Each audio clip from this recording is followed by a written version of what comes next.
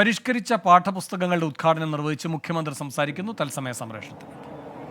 എന്നാൽ പൊതുവിദ്യാഭ്യാസ സംരക്ഷണം ആരംഭിച്ചതിന് ശേഷം അതിന് നേരെ തിരിച്ചുള്ള അനുഭവമുണ്ടായി.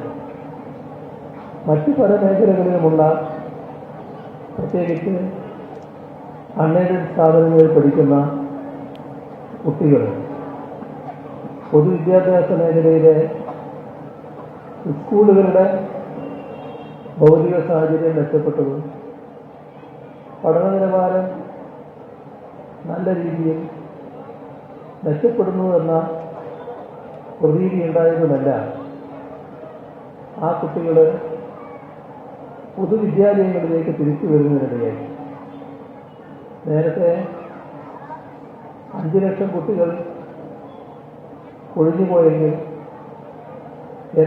അതിൻ്റെ ഇരട്ടിയിലധികം കുട്ടികൾ തിരിച്ച് പൊതുവിദ്യാലയങ്ങളിലേക്ക് മാറി വരുന്ന അവസ്ഥയുണ്ട്. ഇന്ത്യയിലെ തന്നെ ശ്രദ്ധിക്കപ്പെടുന്ന പൊതുവിദ്യാഭ്യാസ മേഖലയായി കേരളത്തിലെ പൊതുവിദ്യാഭ്യാസ രംഗം മാറി. ഇപ്പോൾ സംസ്ഥാനത്ത് വളരെ ഗൗരവമായ ഒരു ചർച്ച. പരിഷ്കരിച്ച പാഠപുസ്തകങ്ങളുടെ വിതരണവും പ്രവേശനോത്സവ ഗാനത്തിന്റെ പ്രകാശനവും നിർവഹിച്ച് മുഖ്യമന്ത്രി സംസാരിക്കുന്നതിന്റെ തത്സമയ സംപ്രേഷണമാണ് കണ്ടത്. വിധി ദിനത്തിൽ 24 മാജിക് ജൂൺ 4 ചൊവ്വാഴ്ച രാവിലെ 5 മണി മുതൽ 24-ൽ.